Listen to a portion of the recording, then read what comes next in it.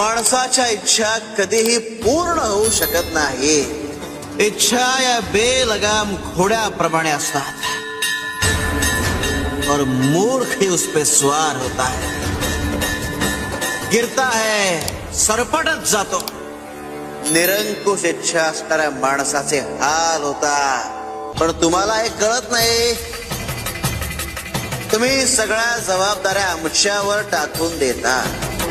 ज्या हक्कानं तुम्ही आमच्यावर जबाबदाऱ्या टाकता ते आम्हाला आवडतात. तर यातूनच तर तुमचा आमच्याकडे येण्याचा, आमचं होण्याचा,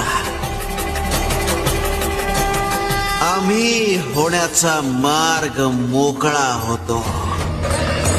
शिव शंकर नमामि शंकर.